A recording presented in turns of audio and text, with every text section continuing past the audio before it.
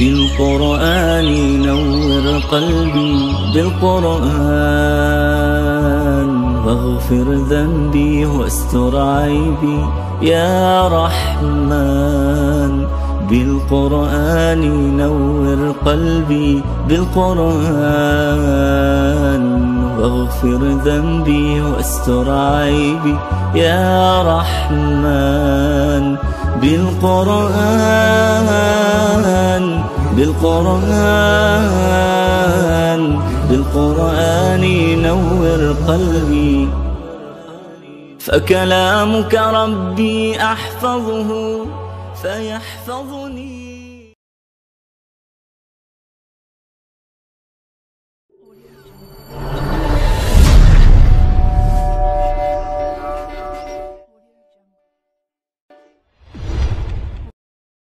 أعوذ بالله من الشيطان الرجيم. بسم الله الرحمن الرحيم. الحمد لله رب العالمين الرحمن الرحيم مالك يوم الدين إياك نعبد وإياك نستعين اهدنا الصراط المستقيم صراط الذين أنعمت عليهم غير المغضوب عليهم ولا الضالين.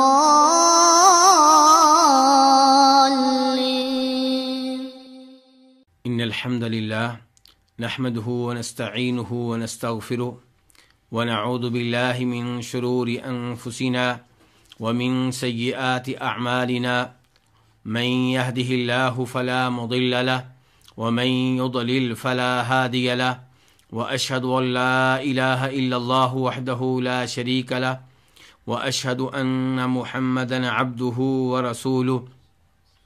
يا أيها الذين آمنوا اتقوا الله حق تقاته ولا تموتن إلا وأنتم مسلمون. يا أيها الناس اتقوا ربكم الذي خلقكم من نفس واحدة وخلق منها زوجها وبث منهما رجالا كثيرا ونساء واتقوا الله الذي تساءلون به والأرحام إن الله كان عليكم رقيبا. يا أيها الذين آمنوا اتقوا الله وقولوا قولا سديدا يصلح لكم أعمالكم ويغفر لكم ذنوبكم ومن يطع الله ورسوله فقد فاز فوزا عظيما. أما بعد فإن خير الحديث كتاب الله وخير الهدي هدي محمد صلى الله عليه وسلم وشر الأمور محدثاتها وكل محدثة بدعة وكل بدعة ضلالة وكل ضلالة في النار. ہر قسم کی حمد و ثناء اللہ رب العزت کے لیے اور کثرت سے درود و سلام ہوں امام الانبیاء جناب محمد الرسول اللہ صلی اللہ علیہ وسلم کی ذات اقدس پہ.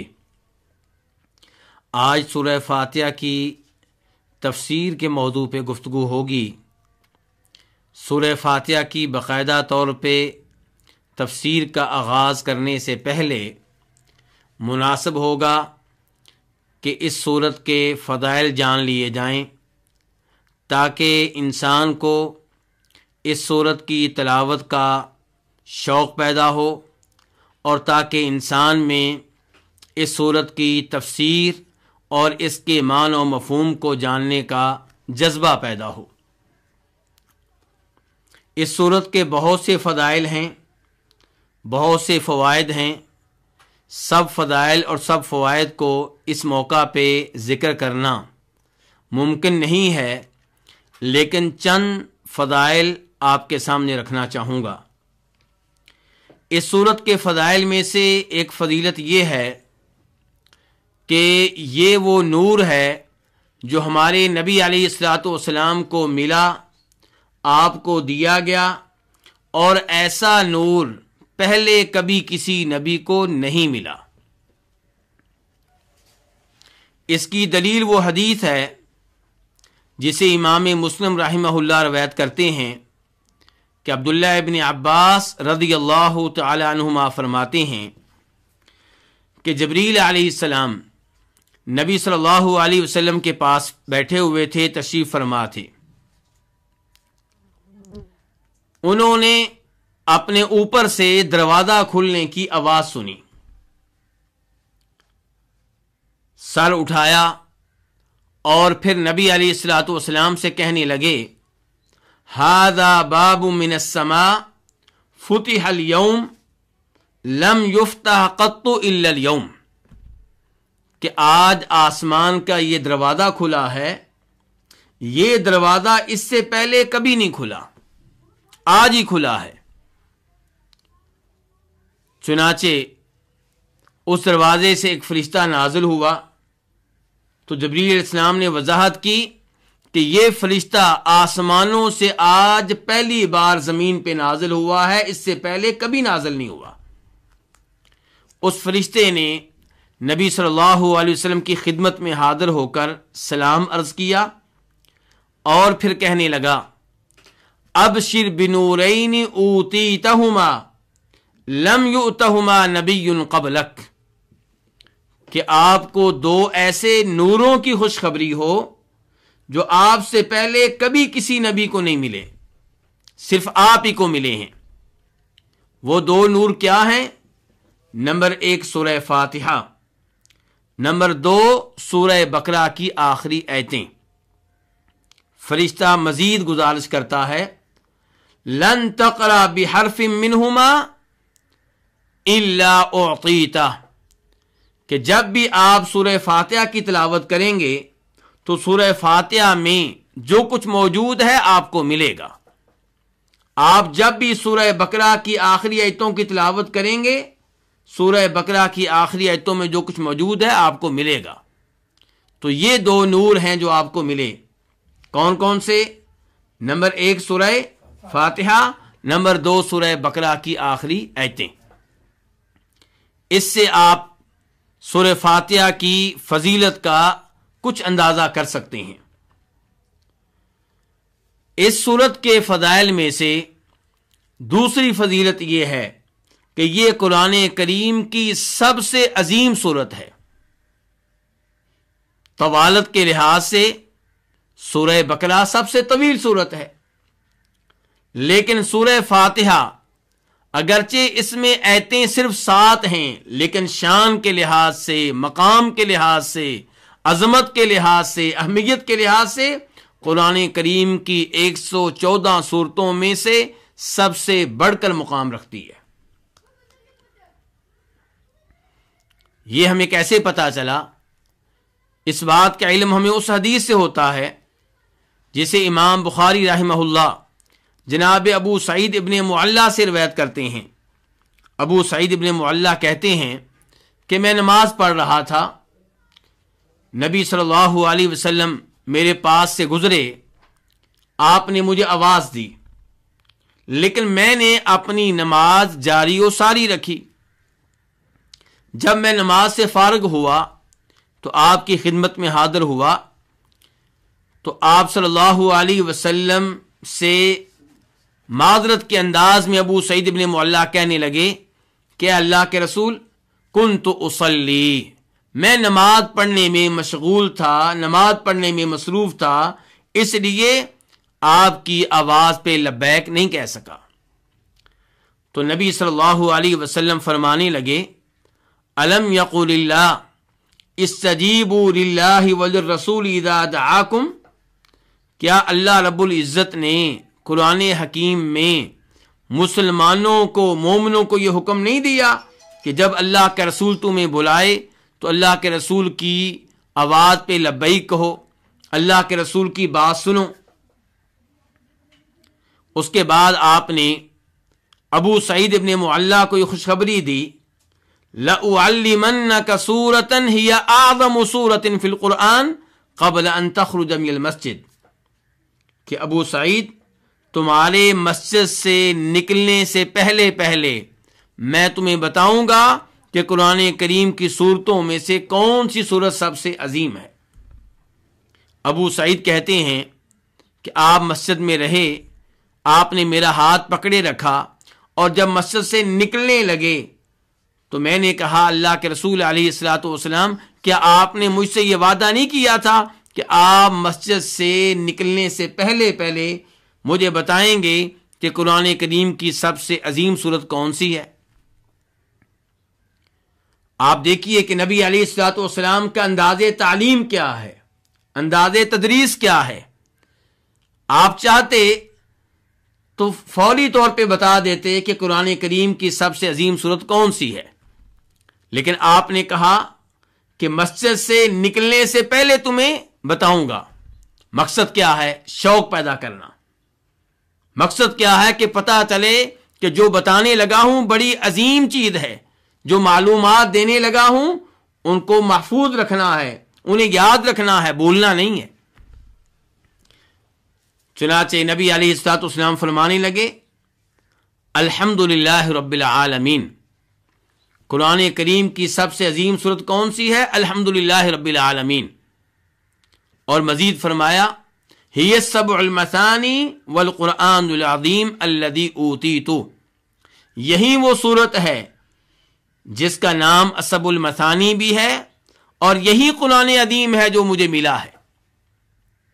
تو یہاں پہ نبی علیہ الصلوۃ والسلام نے ایک تو یہ بتا دیا کہ سب سے عظیم صورت سورہ فاتحہ ہے، دوسرا یہ بتا دیا کہ یہ السبع المثانی ہے۔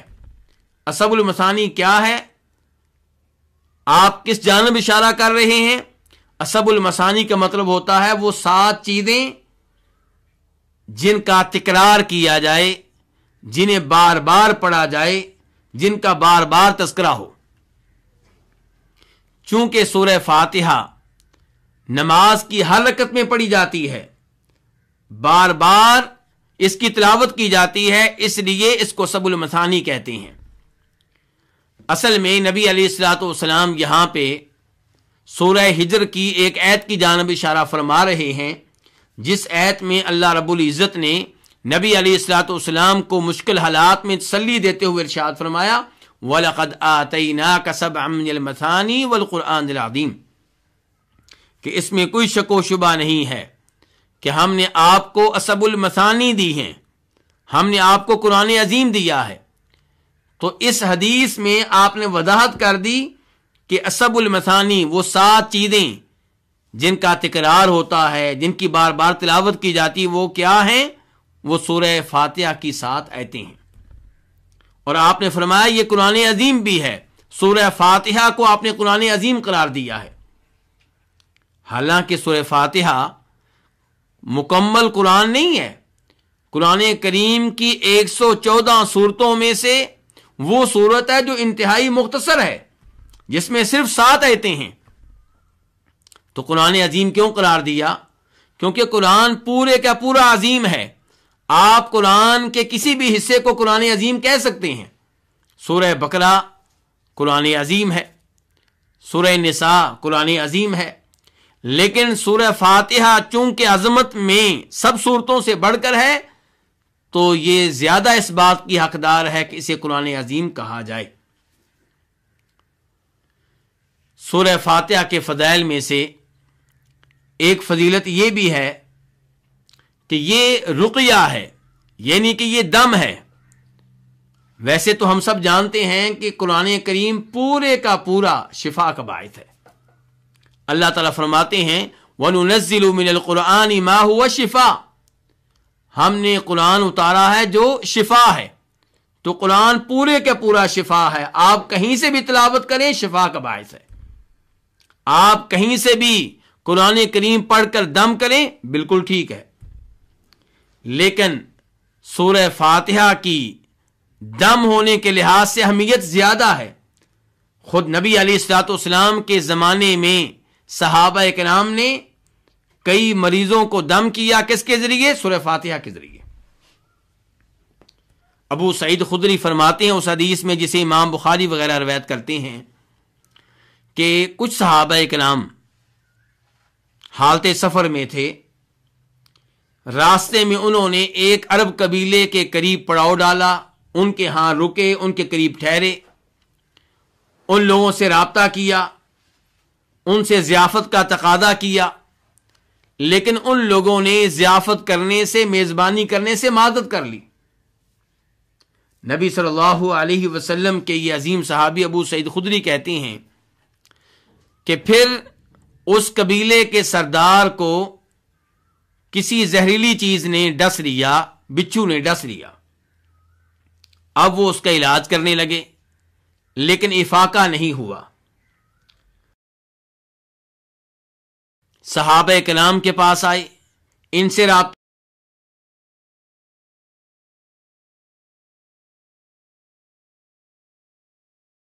ہمارے پاس اس چیز کا کوئی دم ہے؟ تو صحابہ کرام فرمانے لگے علاج تو موجود ہے، دم موجود ہے، لیکن تم لوگوں نے ضیافت نہیں کی، اس لیے ہم علاج کریں گے تو معاوضہ لیں گے۔ انہوں نے کہا کوئی مسئلہ نہیں ہے۔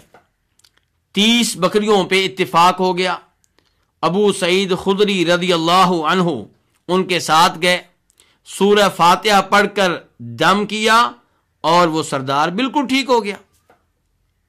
30 بکریاں وعدہ کے مطابق مل گئیں۔ اب آپس میں اختلاف پیدا ہو گیا کہ کیا یہ بکریاں ہمارے لیے حلال ہیں یا حلال نہیں ہیں۔ آپ اندازہ کیجئے صحابہ کرام کے تقوی کا، پرہیزگاری کا۔ راستے میں تھے، بھوک کی حالت میں تھے، گوشت کی انہیں ضرورت تھی، کھانے کی ضرورت تھی۔ آج لوگ حلال و حرام کا خیال نہیں کرتے، لیکن صحابہ کرام کو دیکھیے، نبی علیہ الصلوۃ والسلام کے پاس پہنچ کر آپ سے مسئلہ دریافت کیا، اپنا آپس کا اختلاف آپ کے سامنے رکھا، تو آپ نے ارشاد فرمایا ابو سعید خدری سے کہ مجھے یہ بتاؤ تمہیں کیسے پتا چلا کہ یہ سورۃ دم ہے؟ وما ادراک انہا رقیہ۔ آپ یہ الفاظ تحسین کے انداز میں کہہ رہے ہیں، انکار کے انداز میں نہیں، تحسین کے انداز میں ان کی حوصلہ افزائی کرتے ہوئے کہ تمہیں کیسے پتا چل گیا کہ یہ سورۃ رقیہ ہے، دم ہے؟ اور اس کے بعد ان کی تصدیق کرتے ہوئے، ان کے عمل کے اوپر مہر لگاتے ہوئے آپ نے کہا اضربوا لی بسہم، کہ ان بکریوں میں میرا حصہ بھی رکھو۔ علماء کرام اس حدیث کی وضاحت میں لکھتے ہیں کہ نبی علیہ الصلوۃ والسلام سوال کرنے والے نہیں تھے، آپ مانگنے والے نہیں تھے، لیکن چونکہ صحابہ کرام مطمئن نہیں ہو رہے تھے ان بکریوں کے بارے میں کہ یہ ہمارے لیے حلال ہیں یا حلال نہیں ہیں، کیونکہ قرآن کریم کے ذریعے دم کیا گیا، دم کا معاوضہ ہے، تو آپ نے ان کو مکمل طور پہ مطمئن کرنے کے لیے، تسلی دینے کے لیے فرمایا کہ اس میں میرا حصہ بھی رکھ لو۔ تو اس حدیث سے پتہ چلا کہ یہ سورت رقیہ ہے، بہترین قسم کا دم ہے، یہ وہ دم ہے جو صحابہ کرام نے کیا اور عملی طور پہ کامیابی حاصل کی۔ سورہ فاتحہ کے فضائل میں سے ایک فضیلت یہ بھی ہے کہ یہ قرآن کریم کی واحد سورت ہے جس کی تلاوت نماز میں نہ کی جائے تو نماز شرعی طور پہ نماز نہیں ہے۔ اور اس کی دلیل وہ حدیث ہے جسے امام بخاری وغیرہ جناب عبادہ بن صامت رضی اللہ تعالیٰ عنہ سے روایت کرتے ہیں۔ وہ کہتے ہیں کہ نبی صلی اللہ علیہ وسلم نے ارشاد فرمایا لا صلاۃ لمن لم یقرأ بفاتحۃ الکتاب، کہ جو بھی سورہ فاتحہ نہ پڑھے اس کی نماز نہیں ہے۔ سورہ فاتحہ کے بغیر نماز نہیں ہوتی۔ اس مسئلے میں جو اختلاف ہے اس کا تذکرہ سورہ فاتحہ کی تفسیر کے بعد کروں گا۔ فی الحال یہ بتانا چاہتا ہوں کہ اس سورت کو یہ اعزاز ملا کہ اس کی تلاوت ہر نماز میں ہوتی ہے، بلکہ ہر نماز کی ہر رکعت میں ہوتی ہے۔ سورہ فاتحہ کے فضائل بہت سارے ہیں، انہی پہ اکتفا کرتے ہوئے دوسرے موضوع کی طرف بڑھتے ہیں، اور وہ یہ ہے کہ سورہ فاتحہ کے نام کتنے ہیں، کون کون سے ہیں؟ تو سب سے پہلے یہ بتانا چاہوں گا کہ علماء کرام ایک اصول بیان کرتے ہیں کہ کثرت الاسماء تدل علی شرف المسمى. جس چیز کے نام زیادہ ہوں وہ چیز عظیم ہوا کرتی ہے، اس کا ایک مقام ہوا کرتا ہے، اس کی ایک اہمیت ہوا کرتی ہے. تو جب کسی چیز کے اچھے اچھے نام ہوں، پیارے پیارے نام ہوں، تو ان ناموں سے پتہ چلتا ہے کہ وہ چیز بہت. تو سورہ فاتحہ کے نام بہت ہیں. امام سیوطی رحمہ اللہ اپنی مشہور و معروف کتاب الاتقان میں لکھتے ہیں کہ سورہ فاتحہ کے نام 20 سے زیادہ ہیں، اور پھر انہوں نے اپنی اس کتاب میں سورہ فاتحہ کے تقریباً 23 نام ذکر کیے ہیں. ان ناموں میں سے کئی نام وہ ہیں جو نبی علیہ الصلوۃ والسلام کی احادیث سے ثابت ہیں، اور کئی نام وہ ہیں جو احادیث سے ثابت نہیں ہیں. لوگوں میں اس صورت کے وہ نام معروف ہیں، مشہور ہیں، اور ہم سب جانتے ہیں کہ قرآن کریم کی صورتوں کے سبھی نام نبی علیہ الصلوۃ والسلام کی طرف سے نہیں ہیں. کئی نام آپ کی طرف سے ہیں، کئی صحابہ کرام کی طرف سے ہیں، اور کئی بعد کے لوگوں کی طرف سے ہیں. تو سورہ فاتحہ کے وہ نام جو نبی علیہ الصلوۃ والسلام کی احادیث سے ثابت ہیں، ان میں سے ایک الحمدللہ رب العالمین ہے، دوسرا السبع المثانی ہے، تیسرا القرآن العظیم ہے، اور یہ تینوں وہ نام ہیں جو ابو سعید ابن معلہ کی حدیث میں آئے ہیں، جن کا تذکرہ پہلے کر چکا ہوں. الحمدللہ رب العالمین کیوں کہتے ہیں؟ کیونکہ اس سورت کا آغاز بسم اللہ الرحمن الرحیم کے بعد جن الفاظ سے ہوتا ہے وہ الفاظ کیا ہیں؟ الحمدللہ رب العالمین. اس کو سبع المثانی بھی کہتے ہیں. کیوں؟ کیونکہ اس کی 7 آیتیں ہیں، اور یہ وہ 7 آیتیں ہیں جن کی تلاوت بار بار ہوتی ہے، ہر نماز میں ہوتی ہے، ہر نماز کی ہر رکعت میں ہوتی ہے. اور جب بھی کوئی شخص قرآن کریم کی تلاوت کا آغاز کرتا ہے تو سورہ فاتحہ سے کرتا ہے. تو سورہ فاتحہ کی تلاوت بار بار ہوتی ہے، اور اسے قرآن عظیم بھی کہتے ہیں. اور اس کی وضاحت پہلے کر چکا ہوں کہ قرآن پورے کا پورا عظیم ہے، اور سورہ فاتحہ عظمت میں تمام صورتوں سے بڑھ کر ہے، اس لیے اسے قرآن عظیم بھی کہا گیا ہے. اور سورہ فاتحہ کے یہ 2 نام اللہ رب العزت کے اس فرمان میں آئے ہیں جو سورہ ہجر میں ہے، وَلَقَدْ آتَيْنَاكَ سَبْعًا مِنَ الْمَثَانِي وَالْقُرْآنِ الْعَظِيمِ، کہ ہم نے آپ کو سبع المثانی دی ہیں اور ہم نے آپ کو قرآن عظیم دیا ہے. سورہ فاتحہ کے ناموں میں سے ایک نام فاتحۃ الکتاب بھی ہے، اور یہ نام اس حدیث میں آیا ہے جسے عبداللہ ابن عباس روایت کرتے ہیں، جس کا تذکرہ پہلے کر چکا ہوں کہ جبریل علیہ السلام آپ کے پاس تشریف فرما تھے. آسمانوں سے ایک فرشتہ نازل ہوا آپ کو خوشخبری دینے کے لیے کہ سورہ فاتحہ وہ نور ہے جو آپ سے پہلے کسی کو نہیں ملا. اور وہاں پہ نام کیا استعمال کیا ہے فرشتے نے؟ فاتحۃ الکتاب. اس سورت کے ناموں میں سے ایک نام ام القرآن بھی ہے، اور یہ وہ نام ہے جو ابو سعید خدری کی روایت میں آیا ہے، جس روایت میں وہ وضاحت کرتے ہیں کہ میں نے دم کیا اس سردار کو جسے کسی زہریلی چیز نے ڈس لیا تھا. اور اس کے ناموں میں سے ایک نام ام الکتاب بھی ہے، جیسا کہ عبادہ بن صامت والی حدیث میں آتا ہے. تو بہرحال اس سورت کے کئی ایک نام ہیں. مثال کے طور پہ اسے سورہ شفا کہتے ہیں کیونکہ شفا کا باعث ہے. اسے سورہ رقیہ بھی کہتے ہیں، دم کا باعث ہے. اسے سورہ دعا بھی کہتے ہیں کیونکہ یہ ایک دعا ہے. تو اس کے کئی ایک نام ہیں. ہمارا اس سورت کے لحاظ سے تیسرا مسئلہ یہ ہے کہ کیا یہ سورت مکی ہے یا مدنی؟ اس موضوع پہ گفتگو کرتے ہوئے پہلے یہ بیان کرنا چاہوں گا کہ مکی اور مدنی کی تعریف کیا ہے. مکی کس کو کہتے ہیں، مدنی کس کو کہتے ہیں؟ اس بارے میں علماء کرام کے 3 اقوال ہیں۔ پہلا قول یہ ہے کہ قرآن کریم کا مکی حصہ وہ ہے جو نبی علیہ الصلوۃ والسلام کی مکہ سے مدینہ کی جانب ہجرت سے پہلے نازل ہوا، اور مدنی حصہ وہ ہے جو آپ کے ہجرت کر لینے کے بعد نازل ہوا۔ تو آپ غور کریں گے تو آپ کو پتہ چلے گا کہ یہ تعریف کرتے ہوئے زمانے نزول کا اعتبار کیا گیا ہے، وقت نزول کا اعتبار کیا گیا ہے۔ جو ہجرت سے پہلے نازل ہوا مکی، جو ہجرت کے بعد نازل ہوا وہ مدنی۔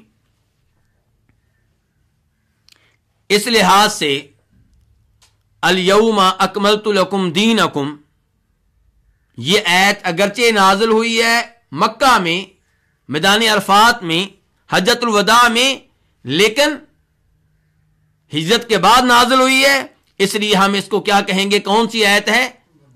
یہ مدنی آیت ہے۔ اور مکی اور مدنی کی دوسری تعریف یہ کی گئی ہے کہ قرآن کریم کا مکی حصہ وہ ہے جو مکہ اور مکہ کے مضافات میں نازل ہوا، اور مدنی حصہ وہ ہے جو مدینہ اور مدینہ کے مضافات میں نازل ہوا۔ یہ تعریف اعتراض سے خالی نہیں ہے۔ اس تعریف کے اوپر اعتراض ہوتا ہے کہ قرآن کریم کے وہ حصے جو مکہ میں نازل نہیں ہوئے، مدینہ میں نازل نہیں ہوئے، ان کو آپ کیا نام دیں گے؟ مثال کے طور پہ سورہ فتح ہے، انا فتحنا لک فتحا مبینا، یہ مکہ میں نازل نہیں ہوئی، یہ مدینہ میں نازل نہیں ہوئی، بلکہ جب آپ مکہ سے مدینہ کا سفر کر رہے تھے راستے میں نازل ہوئی تھی۔ تو اگر آپ یہ تعریف کرتے ہیں کہ مکی قرآن کریم کا وہ حصہ ہے جو مکہ میں نازل ہوا، اور مدنی وہ حصہ ہے جو مدینہ میں نازل ہوا، تو انا فتحنا لک فتحا مبینا کو آپ کیا نام دیں گے؟ تیسری تعریف یہ ہے کہ مکی کریم کا وہ حصہ ہے، وہ صورتیں ہیں جن میں اہل مکہ کو خطاب کیا گیا ہے، اور مدنی قرآن کریم کا وہ حصہ ہے جس میں اہل مدینہ کو مخاطب کیا گیا ہے۔ اب سوال پیدا ہوتا ہے کیسے پتہ چلے گا کہ اس صورت میں اہل مکہ کو مخاطب کیا گیا ہے اور اس صورت میں اہل مدینہ کو مخاطب کیا گیا ہے؟ تو یہ تعریف کرنے والے جواب دیتے ہیں کہ جس صورت میں یا ایھا الناس کا لفظ آیا اس کے مخاطب مکہ کے لوگ ہیں، اور جس میں یا ایھا الذین آمنوا کا لفظ آیا اس کے مخاطب مدینہ کے لوگ ہیں۔ لیکن یہ تعریف بھی اعتراض سے خالی نہیں ہے، کیونکہ قرآن کریم کی بہت سی ایسی صورتیں ہیں جن میں یا ایھا الناس کا لفظ بھی نہیں ہے اور یا ایھا الذین آمنوا کا لفظ بھی نہیں ہے۔ مثال کے طور پہ سورہ کوثر، سورہ اخلاص، سورۃ العصر، تو آپ ان صورتوں کو کیا نام دیں گے؟ تو اس لیے یہ تعریف بھی درست نہیں ہے۔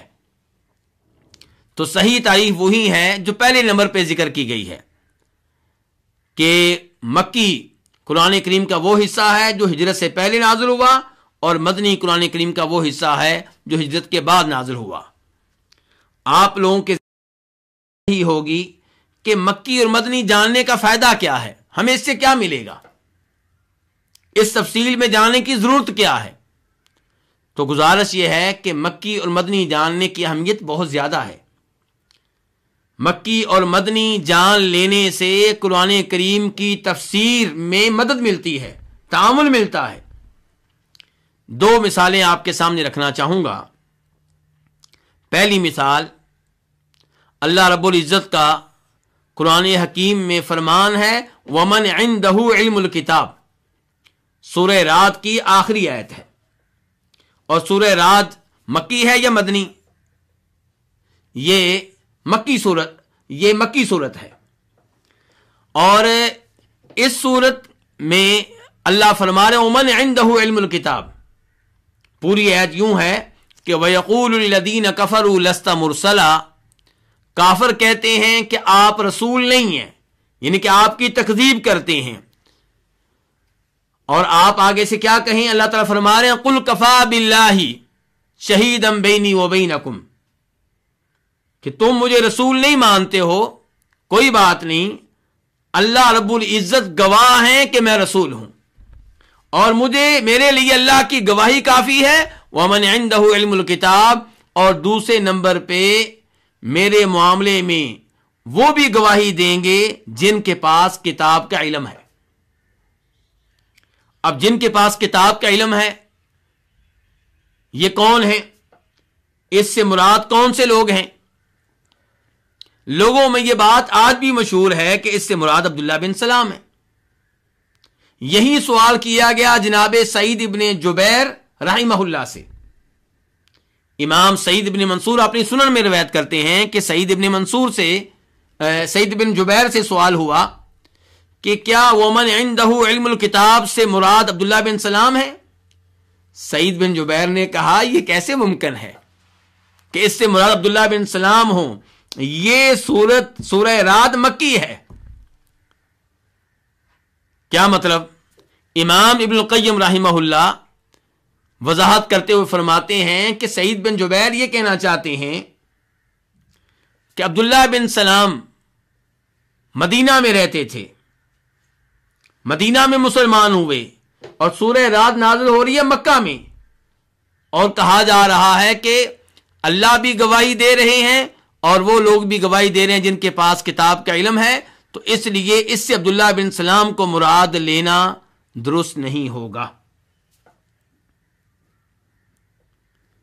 دوسری مثال جس سے پتہ چلے گا کہ مکی و مدنی جاننے کی کیا اہمیت ہے، اللہ تعالیٰ فرماتے ہیں قرآن حکیم میں سورہ فرقان میں فَلَا تُطِعِ الْكَافِرِينَ وَجَاهِدْ بِهِ جِهَادًا كَبِيرًا، کہ آپ کافروں کی اطاعت نہ کریں، آپ منافقین کی بات نہ مانیں، وَجَاهِدْهُمْ، اور ان سے جہاد کریں،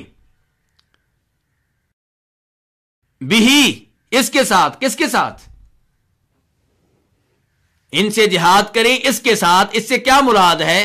جب آپ تفسیریں کھولیں گے، علماء کرام کے اقوال کا مطالعہ کریں گے، تو آپ کو اس بارے میں دو قول ملیں گے. پہلا قول یہ کہ اس سے مراد ہے الجہاد بالسیف، تلوار کے ساتھ جہاد کریں، اور دوسرا قول یہ ہے کہ اس سے مراد ہے الجہاد بالقرآن، قرآن کے ساتھ جہاد کریں، علم کے ساتھ جہاد کریں، تبلیغ کر کے جہاد کریں، دلائل دے کر جہاد کریں. اب راج موقف کیا ہے، درست موقف کیا ہے؟ جب آپ مکی اور مدنی کی مباحث میں داخل ہوں گے تو آپ کو راج موقف جاننے میں مشکل پیش نہیں آئے گی. سورہ فرقان مکی ہے، یہ آیت مکی ہے، اور اللہ تعالیٰ فرما رہے ہیں کہ آپ ان کافروں سے جہاد کریں. جہاد کس کے ساتھ کریں؟ اس کے ساتھ. تو اس سے کیا مراد ہوگا؟ اس سے مراد قرآن ہے، کیونکہ مکی زندگی میں تلوار کے ساتھ جہاد کا حکم نہیں ملا تھا، بلکہ اللہ کے ایک اور فرمان کفو ایدیکم سے یہ پتا چلتا ہے کہ وہاں پہ یہ جہاد ممنوع تھا، اس کی اجازت نہیں تھی. تو یہ مکی و مدنی جاننے کے کچھ فوائد ہیں، ورنہ مکی و مدنی جاننے کے فوائد اس کے علاوہ بھی ہیں. مثال کے طور پہ نبی صلی اللہ علیہ وسلم کی سیرت، اس کا علم آپ کو مکی و مدنی کے ذریعے ہوگا.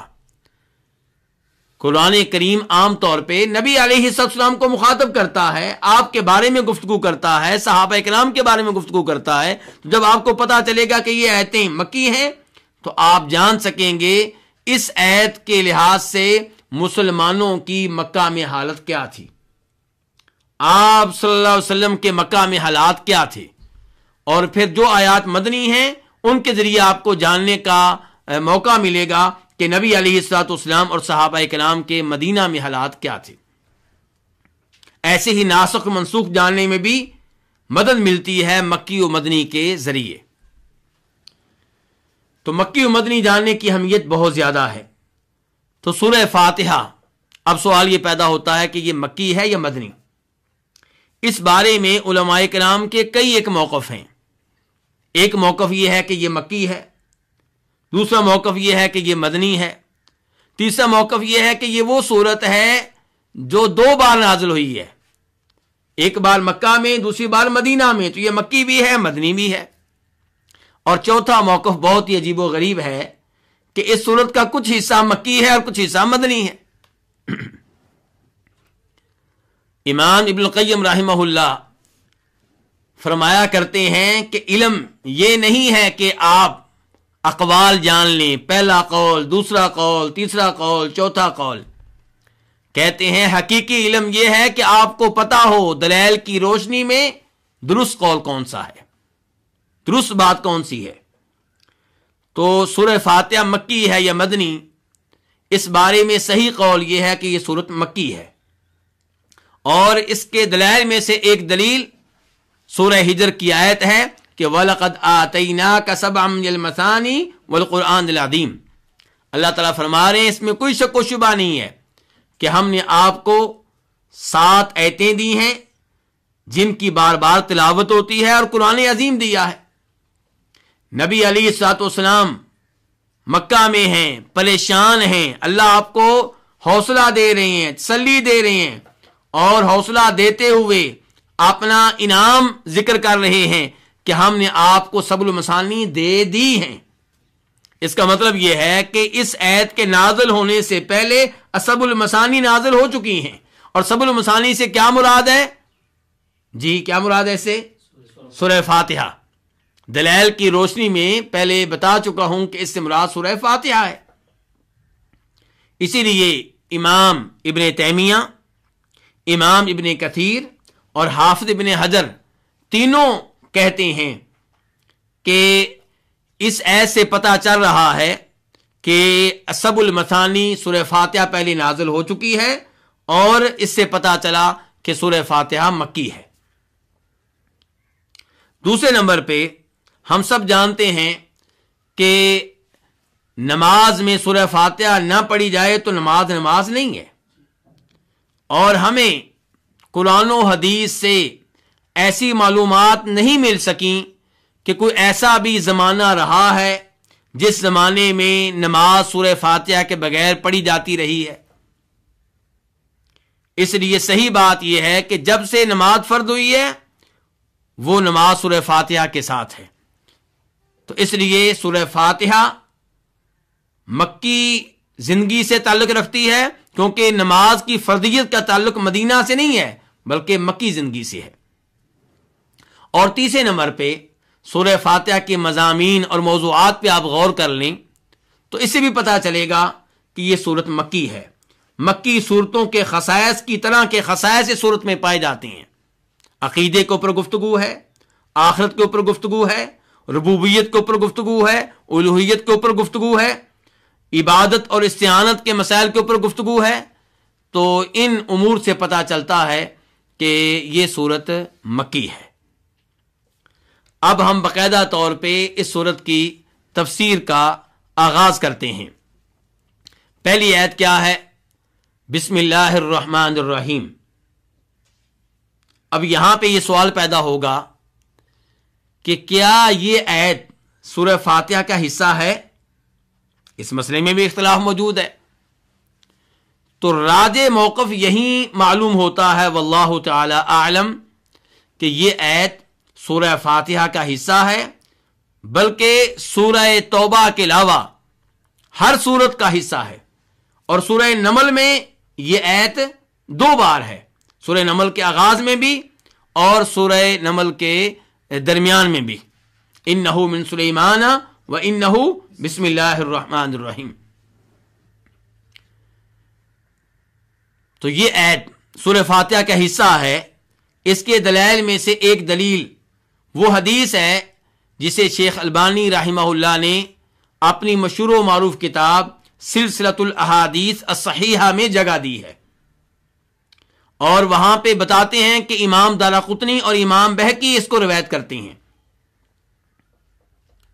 اس روایت میں جناب ابو ہریرہ کہتے ہیں کہ نبی علیہ الصلوۃ والسلام نے ارشاد فرمایا کہ اذا قرأتم الحمد للہ رب العالمین فاقرؤوا بسم اللہ الرحمن الرحیم۔ اذا قرأتم الحمد للہ فقرؤ بسم اللہ الرحمن الرحیم. جو سورت الحمدللہ ہے جس کے شروع میں الحمدللہ آتا ہے تو بسم اللہ الرحمن الرحیم بھی پڑھا کرو. اس کے بعد آپ فرماتے ہیں کہ وہ سورت اصحب المثانی ہے، ام الکتاب ہے، اور آخر میں آپ کہتے ہیں کہ بسم اللہ الرحمن الرحیم اس کی آیتوں میں سے ایک آیت ہے. بسم اللہ الرحمن الرحیم احداہا، آپ فرما رہے ہیں کہ بسم اللہ الرحمن الرحیم اس سورت کی آیتوں میں سے ایک آیت ہے، اس کا ایک حصہ ہے. اور دوسری روایت امام ابو داؤد اور امام حاکم وغیرہ روایت کرتے ہیں جناب عبداللہ ابن عباس سے. وہ کہتے ہیں کہ نبی علیہ الصلوۃ والسلام ایک سورت کو دوسری سورت سے تب امتیاز کرتے تھے، تب الگ جانتے تھے جب آپ کے اوپر بسم اللہ الرحمن الرحیم نازل ہو جاتی تھی. یعنی کہ بسم اللہ نازل ہوتی تو پتہ چلتا کہ یہ سورت ختم ہو گئی ہے، یہ سورت شروع ہو رہی ہے. تو اس سے بھی پتہ چل رہا ہے کہ بسم اللہ الرحمن الرحیم ہر سورت کا حصہ ہے سوائے سورہ توبہ کے. تو بسم اللہ الرحمن الرحیم امام طبری رحمہ اللہ، جن کا نام آپ لوگوں نے سنا ہوگا، انہیں امام المفسرین کہا جاتا ہے. بہت بڑے مفسر ہیں، تاریخ میں بھی مسلمانوں کے امام ہیں، تفسیر میں بھی مسلمانوں کے امام ہیں. وہ اپنی تفسیر میں لکھتے ہیں کہ اللہ رب العزت نے سورہ فاتحہ کے آغاز میں بسم اللہ الرحمن الرحیم ذکر کر کے نبی علیہ الصلوۃ والسلام کو یہ ادب سکھا دیا کہ ہر اچھا کام کرنے سے پہلے بسم اللہ پڑھنی چاہیے. بسم اللہ الرحمن الرحیم کیا معنی ہے؟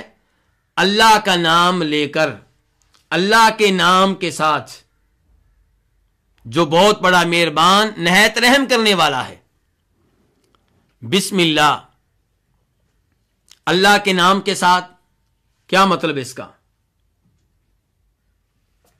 جو لوگ عربی زبان کے قواعد سے واقف ہیں انہیں پتا ہے کہ یہاں پہ کوئی نہ کوئی لفظ محذوف ہے.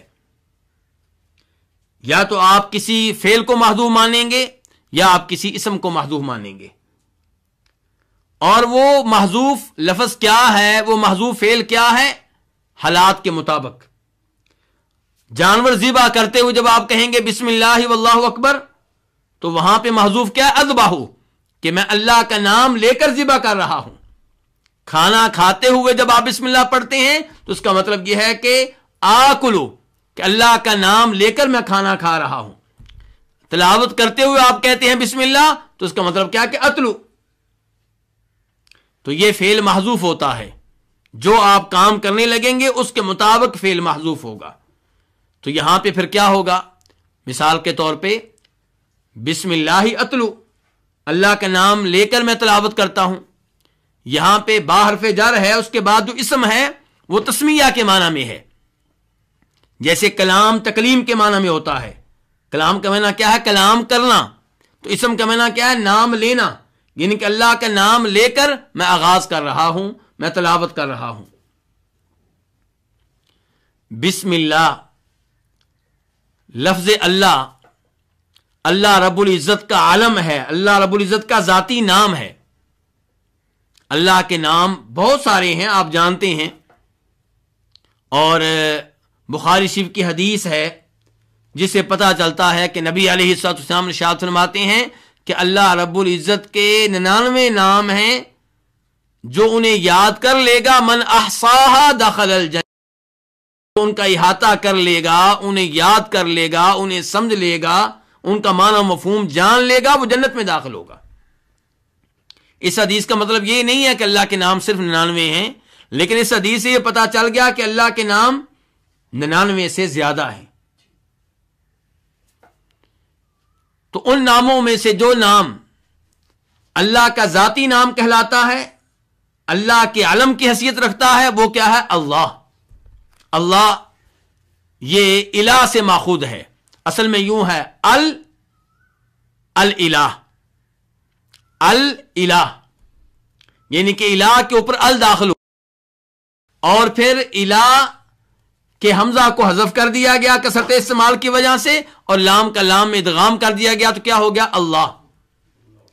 تو جب اللہ الہ سے ماخوذ ہے تو الہ فعال کے وزن پہ ہے لیکن معنی مفعول کا ہے۔ کیا مطلب؟ الہ بمعنی مألوہ، معبود، یعنی کہ وہ جس کی عبادت کی جاتی ہے، وہ جو عبادت کا حقدار ہے۔ تو اللہ وہ ذات ہے جو عبادت کی حقدار ہے۔ لیکن ہم یہ جان چکے ہیں کہ لفظ اللہ اللہ کا ذاتی نام ہے، تو جب اللہ کا ذاتی نام ہے تو اللہ کہنے سے اللہ کے سب نام اس میں آ جاتے ہیں، اللہ کی سب صفات اس میں آ جاتی ہیں۔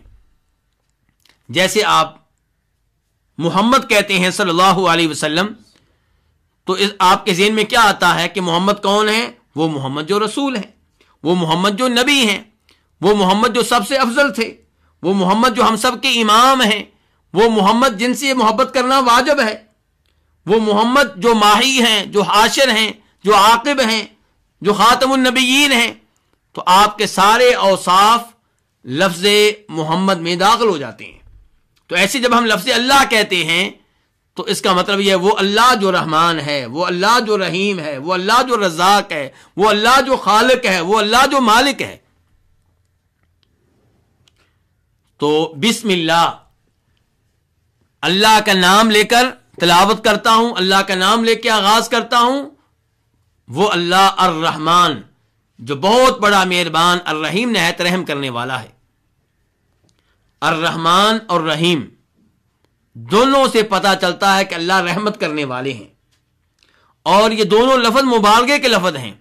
خصوصاً رحمان مبالغے کا لفظ ہے، اور رحیم میں آپ مبالغہ بھی کہہ سکتے ہیں، صفت مشبہ بھی کہہ سکتے ہیں۔ تو ایک معنی کو ادا کرنے کے لیے دو لفظ کیوں لائے گئے؟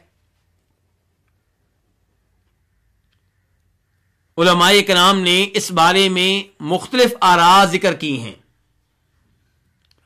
ایک رائے یہ ہے کہ رحمان سے پتہ چلتا ہے کہ وہ اللہ جس نے لوگوں کو بڑی بڑی نعمتیں دے کر لوگوں پہ رحمت کی، لوگوں پہ رحم کیا، لوگوں پہ مہربانی کی، اور رحیم وہ اللہ جس نے چھوٹی چھوٹی نعمتیں دے کر لوگوں پہ رحمت کی، مہربانی کی۔ اور دوسرا قول یہ ہے کہ رحمان وہ جس کی رحمت مسلمانوں کے لیے بھی ہے، کافروں کے لیے بھی ہے، سب کے لیے ہے، اور رحیم وہ جس کی رحمت صرف مسلمانوں کے لیے ہے، مومنوں کے لیے ہے۔ وَكَانَ بِالْمُؤْمِنِينَ رَحِيمًا، اللہ تعالیٰ فرماتے ہیں کہ میں مومنوں پہ رحم کرنے والا ہوں۔ یہاں پہ لفظ اللہ نے کیا بولا؟ رحیمہ، اور یہ نہیں کہا کہ سب پہ رحم کرنے والا ہوں، یہاں پہ کہا وَكَانَ بِالْمُؤْمِنِينَ رَحِيمًا کہ اللہ مومنوں پہ رحم کرنے والا ہے۔ اور اس کے علاوہ بھی اقوال ذکر کیے گئے ہیں۔ ایک رائے یہ ہے کہ رحمان چونکہ فعلان کے وزن پہ ہے، غضبان، عطشان، یہ سارے الفاظ فعلان کے وزن پہ ہیں، اور ان کے معنی میں وسعت پائی جاتی ہے۔ غضبان جو بہت غصے والا ہو، عطشان جو بہت پیاس کی حالت میں ہو، تو رحمان وہ جس کی رحمت بہت وسیع ہے۔ وَرَحْمَتِي وَسِعَتْ كُلَّ شَيْءٍ، اللہ تعالیٰ فرماتے ہیں سورہ اعراف میں کہ میری رحمت ہر چیز کا احاطہ کیے ہوئے ہے۔ اللہ رب العزت کی رحمت ہر چیز تک پہنچ رہی ہے۔ تو رحمان وہ جس کی رحمت کامل و مکمل ہے اور جو وسیع رحمت والا ہے۔ اور رحیم چونکہ فعیل کے وزن پہ ہے، اور فعیل کے وزن میں دوام پایا جاتا ہے، ہمیشگی پائی جاتی ہے، تو رحیم وہ جس کی رحمت مسلسل ہے، ہمیشہ کے لیے ہے، اس میں دوام پایا جاتا ہے۔ تو رحمان کا لفظ آیا اللہ کی رحمت کی وسعت بتانے کے لیے، اور رحیم کا لفظ آیا اللہ کی رحمت کا ثبوت بتانے کے لیے کہ یہ ہمیشہ ہمیشہ کے لیے ہے، اور اللہ تعالیٰ کی رحمت ختم نہیں ہوگی۔ تو رحمان اور رحیم یہ اللہ کے ان ناموں میں سے ہیں جن کے بارے میں اللہ تعالیٰ فرماتے ہیں وَلِلَّهِ الْأَسْمَاءُ الْحُسْنَى فَادْعُوهُ بِهَا، اللہ کے پیارے پیارے نام ہیں، اللہ سے دعائیں کرو ان ناموں کے وسیلہ اور واسطے سے۔ رحمان اللہ کے ان ناموں میں سے ہے جو بطور علم بھی استعمال ہوتا ہے. لفظ اللہ تو علم ہی ہے، اور لفظ رحمان اللہ کے وصف کے طور پہ بھی استعمال ہوتا ہے، اور اللہ کے علم یعنی کہ ذاتی نام کے طور پہ بھی استعمال ہوتا ہے. مثال کے طور پر اللہ تعالیٰ فرماتے ہیں الرحمن علی العرش استوی، کہ رحمان عرش پہ مستوی ہے. تو یہاں پہ رحمان علم کے طور پہ استعمال ہوا ہے. ایسے اللہ فرماتے ہیں سورہ رحمان کے آغاز میں الرحمن علم القرآن، رحمان وہ ہے جس نے قرآن کی تعلیم دی، جس نے قرآن سکھایا. تو لفظ رحمان اس کا اطلاق اللہ کے علاوہ کسی اور پہ کرنا درست نہیں ہے، کیونکہ یہ اللہ کا علم بن چکا ہے، اور یہ اللہ کے ان ناموں میں سے ہے جو اللہ کے علاوہ کسی اور پہ استعمال نہیں کیے جا سکتے. جبکہ رحیم یہ اللہ کے ان ناموں میں سے ہے جو اللہ کے علاوہ اوروں پہ بھی استعمال ہو سکتا ہے. خود قرآن حکیم میں یہ نام نبی علیہ الصلوۃ والسلام پہ استعمال ہوا ہے. لقد جاءکم رسول من انفسکم عزیز علیہ ما عنتم حریص علیکم بالمؤمنین رؤوف الرحیم. اللہ تعالیٰ یہاں پہ نبی علیہ الصلوۃ والسلام کے اوصاف بیان کر رہے ہیں، اور ان اوصاف میں سے ایک یہ ہے کہ آپ مومنوں پہ شفقت کرنے والے ہیں، مہربانی کرنے والے ہیں. لیکن یہ بات ذہن میں رہے کہ جب اللہ پہ رحیم بولا جائے تو وہ اللہ کے لحاظ سے ہے، جب مخلوق پہ رحیم بولا جائے تو مخلوق کے لحاظ سے ہے. اللہ رحیم ہے جیسے اللہ کے شیان شان ہے. اللہ کی رحمت میں کوئی کمی نہیں ہے، کوئی عیب نہیں ہے، کوئی کمزوری نہیں ہے، کوئی نقص نہیں ہے. انسان کا رحیم تو وہ انسان کے لحاظ سے ہے جیسے انسان کمزور ہے، بے بس ہے، لاچار ہے، کمزوریوں کا مالک ہے، تو اسی لحاظ سے انسان رحیم ہے.